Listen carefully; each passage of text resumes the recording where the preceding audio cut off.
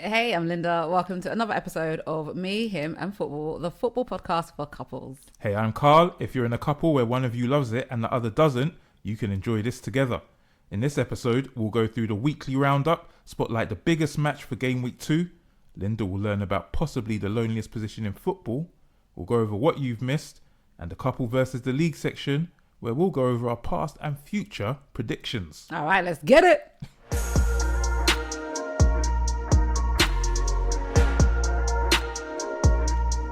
So we'll start with the weekly roundup for game week 1, the first game week of the Premier League season.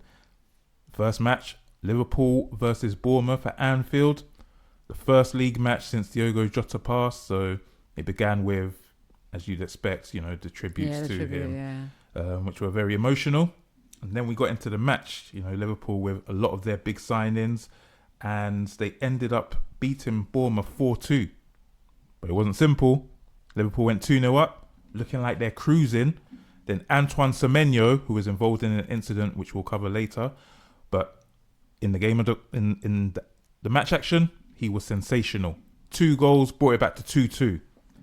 It looked like Bournemouth were going to get a point, but in the last 6 minutes, including injury time, Liverpool got 2 goals, so Bournemouth ended up going down. And for those of you wondering, I am here. Just Carl is covering this so well. I have nothing to add because, I'm still kind of easing my way into all things football, and I like hearing you talk about matches. I'm about to sneeze. Well, let's see. Listen, this is a. She's not allergic to football. No, I am. See. Well, listen. We'll so you can get familiar with some of the names in Liverpool. Yes. We'll start with the goal scorers. Okay. So probably the star of the match was Hugo Ekitike, who was one of their big money summer signings. Okay. He scored one and got an assist for the other. Cody Gakpo got their second. This is his 3rd season at Liverpool. Okay. He's a Dutch wide player. Enrico Chiesa, almost a forgotten man. He was brought in. Was it last season or the season before to be Mo Salah's understudy? Hasn't really got much game time. Rumours that he might even be transferred out. He gets the 3rd goal, which essentially clinches the match for Liverpool. No, good for him. And then in injury time, who gets the 4th? The main man. Mo Salah. There you go. Thank Come on. See? So, yeah, it was a very eventful match. And Liverpool, they've shown vulnerabilities in defence, but they've also shown their firepower up top. So they're gonna pose a formidable defence of their title. And just as a recap, they were last season's winners. Correct. Okay, so they are who I think is going to win this season. That's what I said. Yeah, okay. I'm with you. That's who you tipped. That's who I tipped. Yeah. So then moving on to probably the glamour match of the weekend, Manchester United versus Arsenal. Manchester United with another defeat.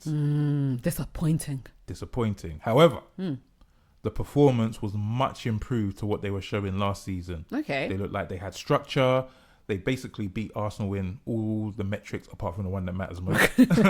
Useless. They had more possession. They had more shots. They just dominated territorially in terms of clear chances. Arsenal looked sluggish. The likes of Bukayo Saka, anonymous. Their big summer signing, Victor Gyökeres, who's their star striker supposedly, had a debut to forget, and they got away with it. But I was going to say they still won. And to be honest, that is the mark of That's the all top that matters. sides. Yeah. If you can win when you're not playing well, then obviously when you are playing well, you'll be flying. So a good win for the Gunners, but a lot of promise for Manchester United.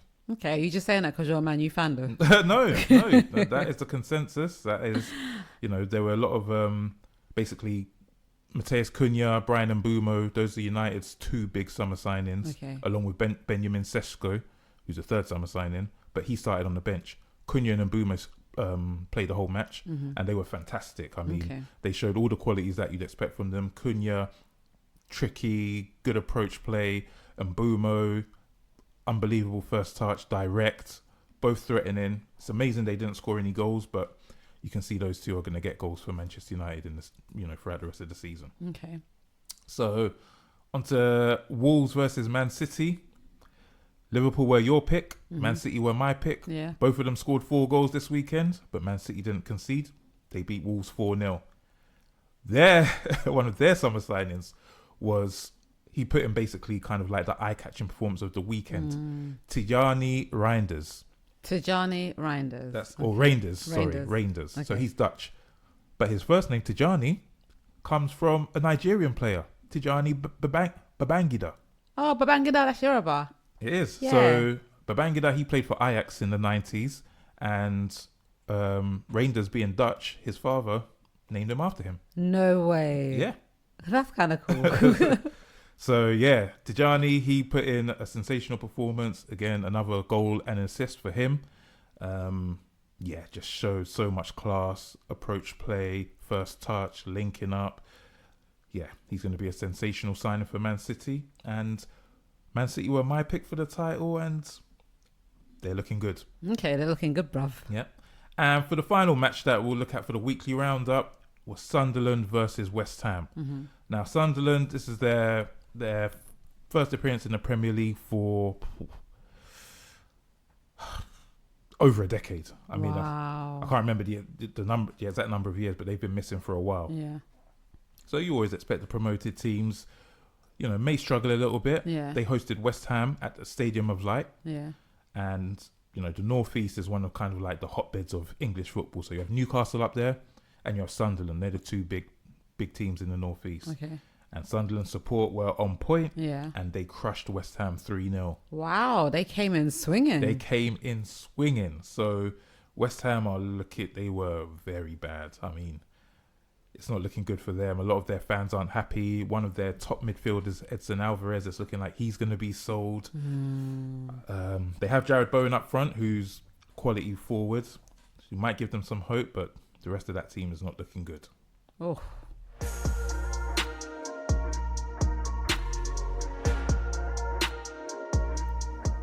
Okay, now we're moving on to a section that I know Carl loves a lot, which is the spotlight section. And I was a little bit confused about how we we're going to spotlight this week, because when he told me what we were going to spotlight, I was like, but I swear we just spoke about them. He was like, no, we haven't. That just shows you where my brain is at when it comes to football. Carl, over to you, please. So for game week 2, the big match of the weekend is going to be Man City versus Tottenham. Okay, and that's the game that hasn't been played yet. It hasn't been played yet, no. Okay. So this is the second week of the season. Yes. This match is going to be played UK time, Saturday at 12:30. And who is it again? Man City v who? Tottenham. Tottenham, okay. Are they like arch rivals or something? Not arch rivals, Okay. but Tottenham, they won the Europa League, so they've had their best season for many a year. Okay. Last year, they Okay. beat Manchester United in the final. We don't talk about that. So they've had success, but they also sacked their manager. So they have a new manager, Thomas Frank. He came from Brentford. Okay. Very good manager. They've also made a big signing in Mohamed Kudus, Ghanaian guy they took from West Ham. Hey, our West African brother. There you go. So Kudus had a fantastic week, or game week last week. Okay. He got 2 assists and was just showing flicks and tricks. And when he's on it, he's fantastic. He's an Okay. unbelievable player. Okay. So he's going to be a danger man for Manchester City this weekend. Okay. As we spoke about, Tijani Reinders for Manchester City. Yes. Everyone's going to be looking at him now because of what he did. Hold on, the Ghanaian guy is for Tottenham. Ghanaian guys for Tottenham. So you said Manchester City, a danger guy. Oh, I get it. As in he'll be dangerous for... Okay, Yeah, I got so you. they're going to have to watch out for Kudus, got who's you, going to yeah. be confident after his performance Listen, last I'm week. listening to every word very, very intently. Richarlison plays for Tottenham. I don't know who that is, but... He's a Brazilian. Okay. All right.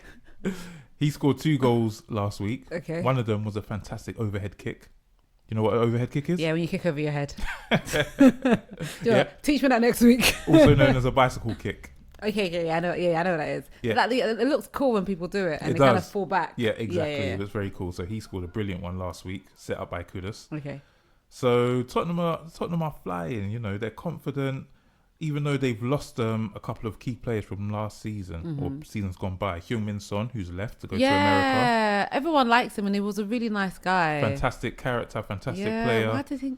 I feel like they did him wrong. No, I wouldn't say so. You know, I think he's 32 years old now. So towards the end of his career. He's coming towards that part of his career. He was injured quite a lot last season as well. Okay.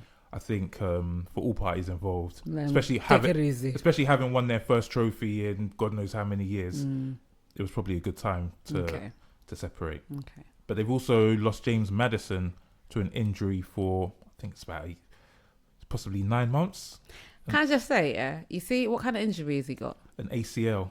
That's in his foot, right? No, it's like anterior cruciate ligament, so it's around his knee. Okay, so that's in his leg, right? Yeah. And that takes 9 months. So now when I tell you I have my rotator cuff injury, please don't expect it to be healed within a week. Yeah, not all injuries are the same. I thought this would be a perfect time just to mention rotator cuff injuries can take a while to heal. Yes, they Thank can. you. But they're very different to cruciate ligament injuries, which are a lot more painful. Hey, my shoulder hurts. And require a lot more rehabbing as well. Okay, sorry. Anyways. So, yeah, they're missing some characters, but they're regenerating under Thomas Frank, and it's going to be a big test for them. Man City, I'm expecting Ryan Cherky. He's another one of their big summer signings. Mm-hmm. He scored at the weekend last week against Wolves. So he started on the bench, Yeah. but he came on, banged in a goal, and I don't know how long Pep can keep him on the leash. He's an amazing player. He's got 2 great feet, balance, vision, unbelievable skill. So this is going to be a good matchup. So why are you spotlighting this particular match though? Is it because you think it's going to be the most exciting or the most goals, or why is this the match you're looking forward to? Because in terms of like profile, these two make up the big 6. Okay. I mean, one of the other big fixtures this weekend, which could have been a spotlight, and actually maybe we'll touch on it briefly, is Liverpool versus Newcastle. Okay. Now, this is a continuation. Well, this is part of the storyline of Alexander Isak trying to force a move from Newcastle. Oh my gosh. Yes. Yes. So we're going to talk about this in the What You Missed section later. Okay. But later in this episode, by the way. Later in this episode. Stay tuned. But Liverpool, Newcastle, or Newcastle, Liverpool, should I say, because it's going to be at St. James's Park. It has a number of storylines, and there are also 2 big clubs who are going at it. But Man City, Tottenham, you know, they both impressed in the first match, and, you know, they're both in the Champions League. So this is one to watch. If you want entertainment, I think there are gonna be goals in this one. Okay, but the Man City v Tottenham is the one that you think is the best. Yes. Now I need to ask you, because this is a real life podcast and we are real life people. Are you going to be watching that in holiday? So we're going to Tenerife on holiday, and Spain, being the football loving country that's a yes. is likely to have these matches on, and my eyes just may be attracted to the TVs. And you know the funny thing, Carl was like, you know, we got to pack all our equipment. I was like, babe, please, you know, we can delay the recording by a day. He was like, no, I'm gonna pack it in the suitcase. We can record whilst we're out there. Like, he is so serious. But do you know what? I'm gonna see if I can. I'm gonna film you whilst you watch that match and put that on either our Instagram or our TikTok, just so people can see what you're like when you actually watch football. Because I feel like on this podcast, you guys get such a toned down, calm version. This guy, oh my gosh, he is scary when he watches football. Even teams that he doesn't even support, right? But anyways, I can keep that going for another time. Well, I think that's an overstatement, but you know, what do I know? I cannot see myself. Listen, I am sure someone listening has a partner who is very, very excited by football and can definitely appreciate what I'm saying.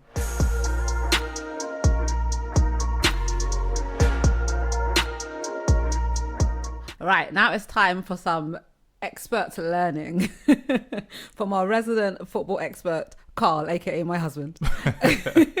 So this week, we're going to be learning about the goalkeeping position. As you said, arguably the loneliest position in football. And funny enough, that's the only position I play. I'm not even joking. Like, when I was in secondary school, I went to an all-girls secondary school, and we'd actually play football. And in goal, I was actually wicked. As in, nothing would get past me in goal. I think it was just the mind frame I had towards me and the ball. Like I'm jumping over here, bending over here. But put me on the actual pitch. One time, I twisted my ankle.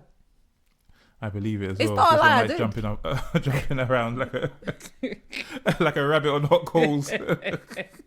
So yeah, you in goal, I can believe. Thank you very much. Possibly So, didn't have the height for it though. So excuse you. yeah, I'm 5'6". well, it's not going to get you far in the goalkeeping game. But in female football, Still not. he's a hater. So goalkeepers, it is the loneliest position on the pitch. Mm-hmm. Why is that? Because they're not really involved in action for large sections of the game. Do you know what? I feel like I could actually teach you about the goalkeeping position. Go on then. So come let me on. tell you What do you something, know? right? So each goalkeeper has a goal that they man. Okay, they've got to stay in their side. However, they are allowed to go up until the halfway line. Incorrect. Oh. They'll have to go past that, but obviously they don't for obvious reasons. The only time you're going to see a goalkeeper past the halfway line, though, is if their team's, losing by a goal in the final minute, or, for the lunatic ones, if it's a draw Yeah.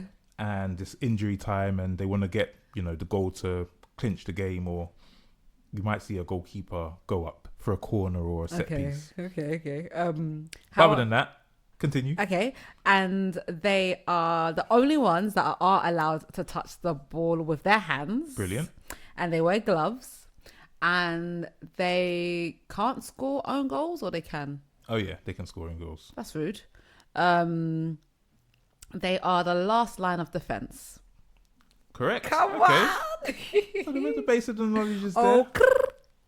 The base of the knowledge is there. mm-hmm. So yeah, I mean, goalkeepers, they are the last line of defense, and I'd say, along with the striker, possibly the most important position on the pitch. Because the striker makes the goals and the goalkeeper stops the goals. Exactly. Yeah.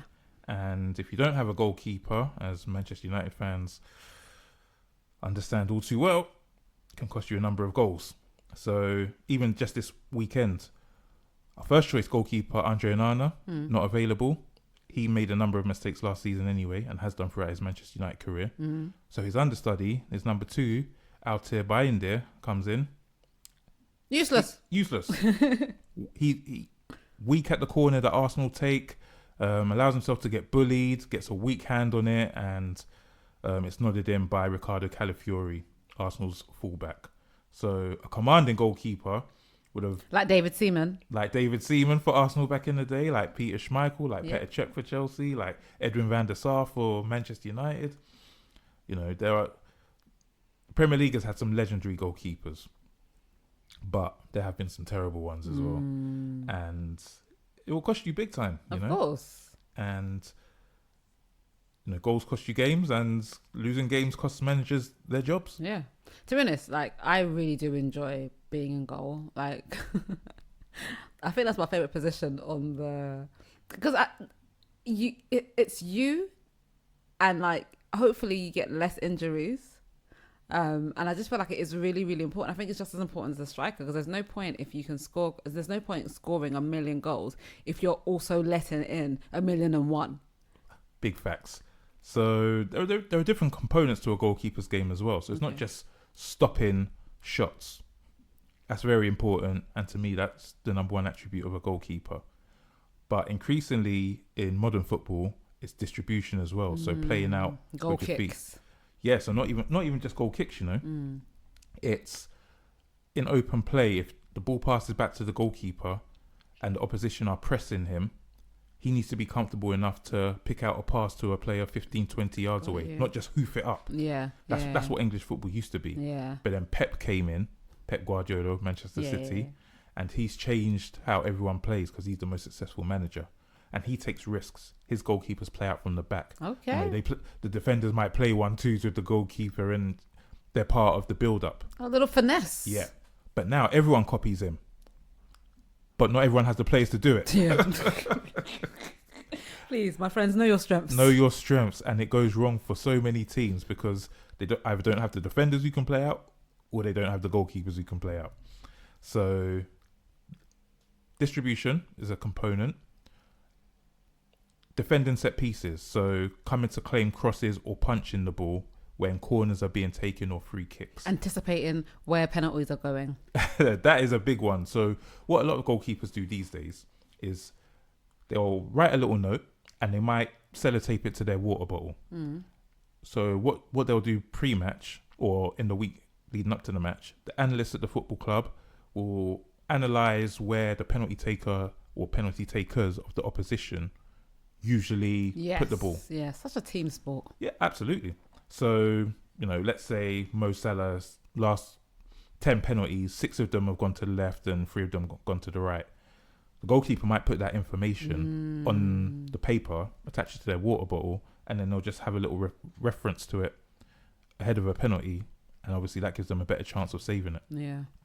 Now, as happens in the Women's Euro final, if the opposition goalkeeper sees that, the England goalkeeper, she threw the Spanish goalkeeper's bottle into the crowd or threw it away. No. Yeah. Is that allowed? Well, I mean, it's bad sportsmanship, isn't it? But it might give you an edge. That's actually terrible. But I think that's cheating because their goalkeeper would have had something. Hey, listen, when it's high stakes games like that, you do whatever you can to get that edge. I hear you. But so, are you satisfied with my knowledge of goalkeeper? Yeah, it's not bad actually. Pretty impressive. And listen, do us a favour. Let us know how you did on this section. If you already knew what the goalkeeper was, or if you had no idea where that position stood on the field.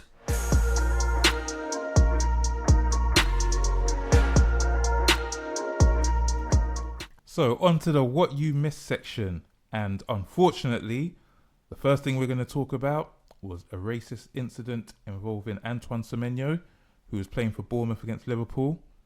First 30 minutes of the season. Do you know what? Yeah, I want to say I'm surprised, but I'm not. Sadly, no. I'm not. This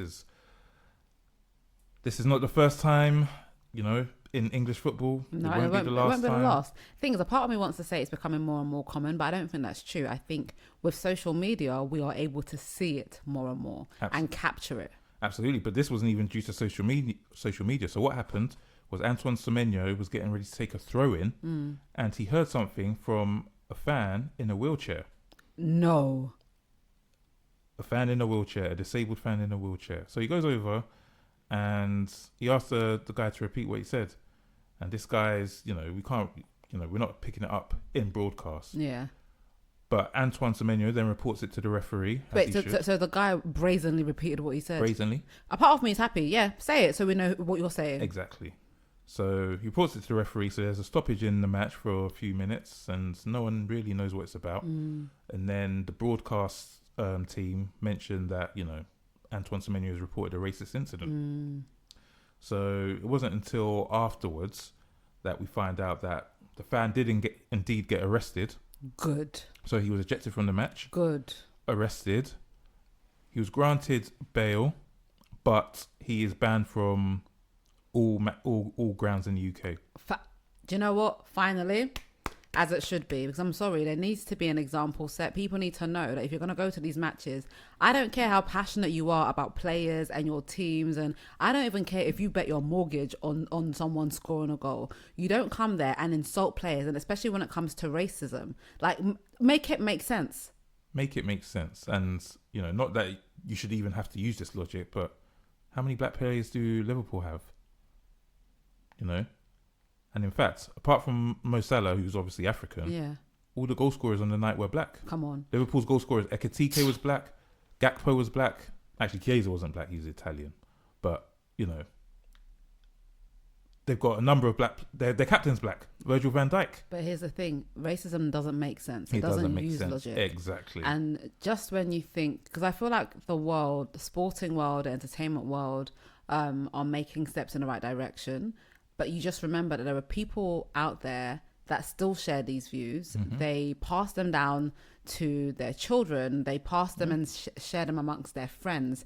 Just because we are seeing improvements doesn't mean that these disgusting mind frames are being completely eradicated. Absolutely. And the fact that discrimination was coming from a disabled person who would have faced discrimination themselves is mind-boggling. But I need to know, this person, were they... Because the player, what team does he play for? He played for Bournemouth. And the person I was being racist supported? Liverpool. Please. Yeah. Just please.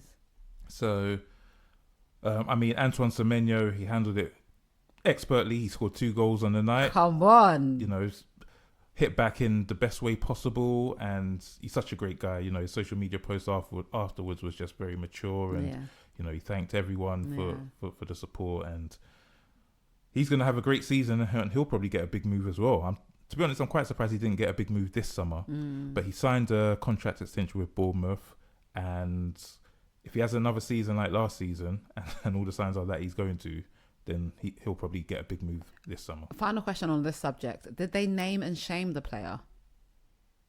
Oh, you mean the fan? The fan, yeah, sorry. I think they did. Okay. I think they did. Because I think it's important for people to know, you know, who they associate with and how they can conduct themselves at certain times. So I think I'm really glad to hear that they took those steps, banned him from all games. But I also hope that they named and shamed and made it public. I don't want to say that maybe they should cut some of his disability allowance. Maybe that's me taking it too far. But, you know, actions have consequences.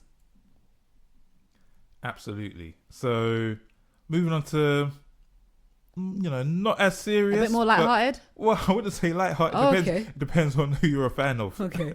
So we need to talk about the state of the transfer window and players trying to force their way out of clubs. Okay, go on. So the biggest saga at the moment is Alexander Isak. Yeah. Trying to leave Newcastle for Liverpool. By fire, by force. By fire, by force. So last night, the PFA Awards were held in London. Mm-hmm. Alexander Isak, because of his sensational season last year, he was named in the PFA Team of the Year. This is voted for by fellow players. Wow. He didn't appear at the ceremony. Okay. Because of the situation that's happening with Newcastle. He didn't think it would be right.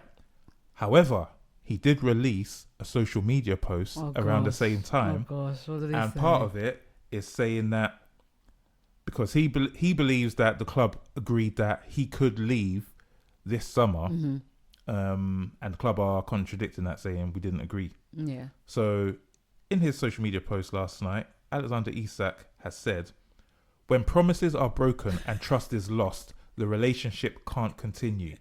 That's where things are for me right now, and why change is in the best interest of everyone, not just myself." Ooh. Newcastle have hit back, and in a club statement, they said, "We are disappointed to have been alerted to a social media post by Alexander this evening. We are clear in the response that Alex remains under contract and that no commitment has ever been made by a club official that Alex can leave Newcastle United this summer. We want to keep our best players," and they're basically saying they don't foresee the conditions being met that will allow Alex to leave. Wow. So we're now in a standoff. What happens? The transfer window is closing in just over a week's time. If Alexander Isak does not get his move to Liverpool, is he going to be reintegrated into the Newcastle team? Wait, he can't be. Fans have already turned their backs on him. Of course. His teammates possibly have. Of course. So now you're going to have an unhappy player on your books for the season. For no reason. Look, personally, I think here that the club should let him go. I understand that he was their best player, but here's the thing. Let's be honest. You're dealing with a human being that has emotions, right? And let's say, for example, I'm the best host of this podcast. And then one day I decide I don't want to do it anymore. If you keep me on the podcast, I'm not going to be delivering my best. Oh, yes, she will be. By fire, by force. But you know what I mean? Like, keeping him is actually... look, how he has behaved isn't completely gracious, right? He has thrown a bit of a tantrum. Oh, no, not only that, he's gone on strike. He's Well, not training, he's not playing. You know what? Yeah. Okay. My initial reaction to that is that it's very ungracious. It's not sportsmanlike. It's unprofessional. It's He's under unprofessional, contract. and A that's it, contract he's he under signed. contract. But the problem is, when we come to contracts, we're dealing with human beings. If I believe I've been promised something and someone turns their back and says no, I am not going to be the happy camper that you guys knew. So I feel like there needs to be some kind of agreement met. Like, I kind of get where he's coming from. You know me, I don't like being told to do things I don't want to have to do, right? Rebel. Right. But, it's a contract, it's a business. If I've been promised something, but then I'd also say, Why did he not get it in writing? Was it a gentleman's agreement? What's his agent doing right now? You know, how has this happened? How has we got to the point where it's he said, she said? These people are professionals. This is not their first contract negotiations through the player or the club. So why was there not something very clearly in writing to avoid this situation? And yeah, but as a club though, I would also be like, look, if this player is unhappy, we can't, the fact he's gone on strike already says enough. We cannot then force this man to go out on that pitch and do us good work. So now they're just trying to implement their power over him, you know? So no one's winning here. And guess what? It gets even crazier because the guy that Newcastle potentially have lined up to replace Alexander Isak, Johan Wissa, who plays for Brentford, he's on strike doing the exact same thing. Oh, he's not playing. Brentford. Now, this is, okay, Newcastle, Brentford, there is an email address for this show. If you would like me to handle your negotiations, just reach out, me, him, and football@gmail.com, because this is a very easy situation to fix, okay? The fact that Newcastle have lined up a replacement tells me that they are not happy with Isak. Is that how you say his name? Correct. Right. So, but the point is that Liverpool have not met their valuation of Isak. My friend, let the man go. Let him go, because right now you're devaluing a lot more. You are, and that is a good point you make, and that is kind of like the conundrum that Newcastle have. He will be devalued the longer this goes on. Of course. However, they're also right to have a valuation because they have to protect their interests. They do, but right now they're not protecting the wider interests of the team. Like you already said, the fans have turned their back on him. The players, some of them, look, we don't know. Some of the players probably know what's happening and might be siding with him, but in general, the players aren't coming out in support of him, right? So you're not having a focused team. You're not having focused fans that are happy with what's happening. You are devaluing Newcastle further. Let the man go. Take his thing. It's all right. Sometimes we have to lose in order to win. This is the state of modern football. If players who are under contract don't get what they want, they throw their toys out the pram. And look, I'm a person who likes money, right? So when people get at footballers for earning the ridiculous amounts of money that they earn, and you know, they should behave better. They should be thankful, and I get it. But not everyone can play at the level of these players, or some of these players at least.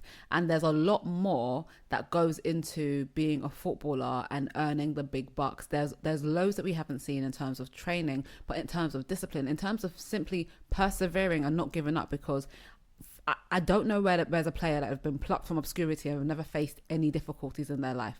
Right? So when it gets to the point where you are able to earn a certain amount of money, I respect anyone who's able to do that. And I understand that there's more that has come with it. It's not just been an easy silver spoon, right? But also, you are a product. You are valuable. I do believe in people knowing and owning their value. So I think that players are right to be able to, you know, not have tantrums, but they look, without players, where is a football league? Ooh. Well, it is a bone of contention. I mean, ultimately, you're right in what you're saying up until the point where if you signed the contract and you've agreed to the terms, you cannot then just renege on the terms just because you don't like how things are going now. You know, there's an element of professionalism. Of course. And if you hand in a transfer request, but you continue training, that's absolutely fine, right? Because you've signalled your attention to the club, but you'll continue to be professional by playing. Yeah. He has not handed in a transfer request. The rumours being that there are loyalty bonuses included in these contracts, and if you hand in a transfer request, you sacrifice these loyalty bonuses. So hand in a transfer request, right? If you really want to go. Yeah. Okay, yes. And also, it's interesting when you contrast this with how Trent Alexander-Arnold left Liverpool for Real Madrid. Liverpool fans were up in arms because he fulfilled his contract, but that meant that they didn't get a transfer fee, because if you fulfill your contract, that means you're now free to join any club, and the club that you've left do not get a transfer fee. So he did the right thing. He met all of his obligations. He trained, he played, he didn't kick off, he didn't talk badly about the club in social media or in public. Did it the right way. Liverpool fans lambasted him because they didn't get money for him. But now look, this is the alternative to what you get to Trent, who fulfilled his obligations. You get players striking, players that fans are essentially paying their wages because they're paying for tickets. Yes, they're paying the broadcast subscriptions, which is what really pays the players, and they're not getting to see these players play for their club. Unbelievable. At this point, honestly, I think everyone is a cut their loss. Let that man go. And look, that thing you said about being professional, it also, if I was his new team, I would make sure that whatever contract we have that ironclad, because I ain't having this happen next year. And you see, that is a great point, because what does this say to your future employers? You know, what if Real Madrid suddenly want him when he's at Liverpool, and all of a sudden he's like, nah, I'm not playing for Liverpool anymore. I want to go to Real Madrid. Yeah. You know, you can't have this. Boy, well, we'll keep you updated. Also, actually, who do you agree with on this stance? Let us know. Send us a comment, send us a DM. Do you believe that the player should, have the right to walk and do what he wants to do? Do you feel like something dodgy happened with the contract? Like, whose side are you on when it comes to this Isak situation?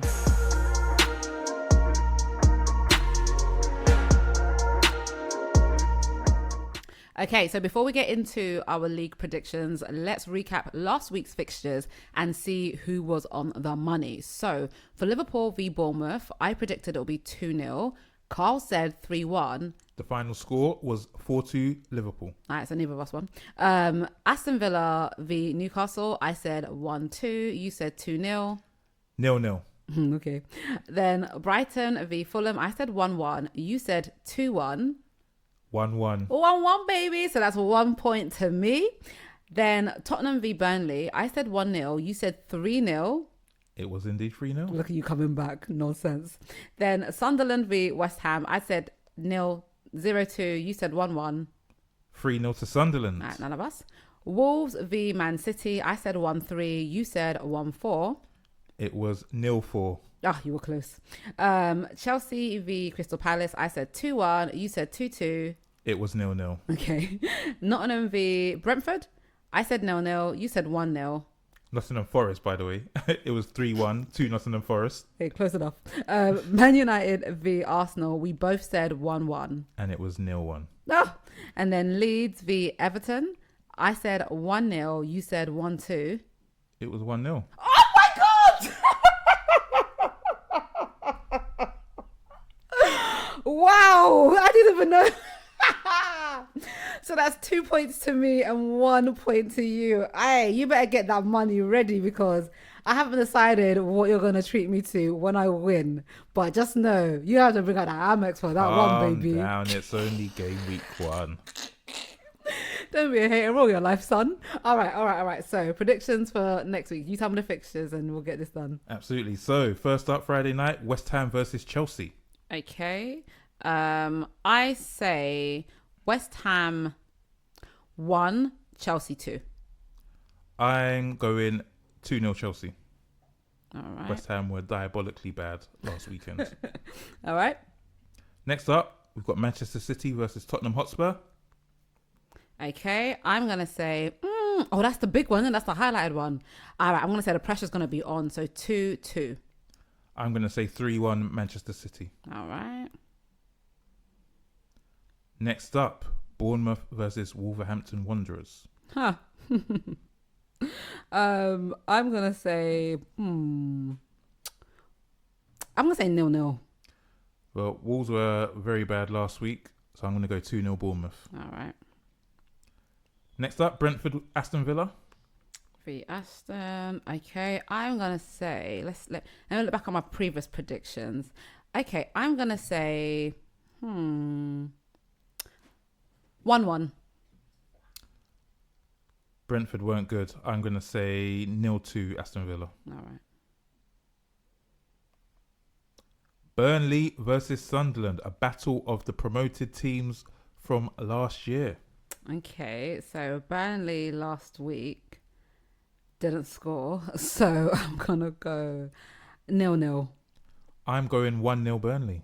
Oh, you think what? Okay. Yeah, I mean, Sunderland looked good against West Ham, but Burnley last season in the Championship, they only conceded 16 goals in 46 games. Okay, facts master. So I think this is opposition that they know and will be able to do well against. All right. So, final match on Saturday, Arsenal versus Leeds United. Oh, okay. I say Arsenal 3, Leeds 1. I'm going Arsenal 3, Leeds 0. Getting close, are we? Yeah. So then we're into our Sunday fixtures. Yeah. Crystal Palace versus Nottingham Forest. Crystal Palace. Let's see. I'd say I'm gonna go for 2-2 again. Yeah, this might be the most difficult fixture of the weekend to call. Actually, I'm gonna say 1-1. All right. Okay. Then we have Everton versus Brighton. Oops. Everton. Oh, I'm trying to type this in real time. V Brighton. So I feel like, yes, Brighton did their thing for me last week with their 2 fabulous goals. No, it was 1-1. I mean 1-1. My bad. There's 1 goal. I just typed it wrong. So I'm gonna say this week they're gonna do me proud. They're gonna give me Everton will be 1 and Brighton will be 2. Yeah, Everton. They also stunk the place out on Monday. I'm going to go... But it's their first match in their new stadium, so that's something to look out for this weekend. I'm going to go Everton 0, Brighton 2. Okay. And then the final match of Sunday is Fulham versus Manchester United. Oh. Well, here's the thing. Man United, I know you said that they're doing better, but I feel like they ain't going to do that well. So I'm going to go to... That's what hate sounds like, people. Hey, remember, I'm a Man U supporter because of you, but I'm just realistic. So I'm going to say 2-2 again. Well, I'm going optimistic. You know, Mbeumo and Cunha, they're going to be desperate to get off the mark. I'm going 1-3. Okay. And the final match of game week 2 will be that one that everyone is looking forward to, Newcastle United versus Liverpool. Oh, okay. Newcastle without Alexander Isak, by the way. Who knows? You know what? If he turned up, that would be wild. That would be really wild. Okay, so I'm going to say, 3-3. I feel like there's going to be a lot of goals in this one. I'm going 1-3 Liverpool. As in Newcastle 1, Liverpool 3. Sorry, my brain shut down for a second. Okay, so that's game week 2. So I've got a bit of catching up to do, haven't I? You did, because it's currently 2-1. Yeah, I'm confident. I will come back. I won't let her get away, don't worry. Meanwhile, listeners, give me some suggestions of what I should get Carl to pay for, whether it's a fancy dinner, maybe some brand new heels. I need some suggestions for my eventual win. Look at this confidence. She thinks she's going to win, but I've got something in store for her, don't worry.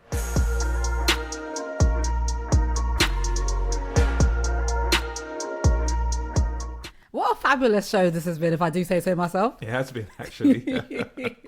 So thank you for listening. I hope you've enjoyed listening as much as we've enjoyed recording this. Don't forget, like, follow, share, subscribe. If there's anything you want us to discuss on here, if there's anything you want us to teach you, okay, when I say us, I mean Carl teach, I learn with you guys. Let us know. The Instagram page is me, him, and football. TikTok is me, him, and football. And our email address is me, him, and football @gmail.com. I'll catch you next time. And so will I.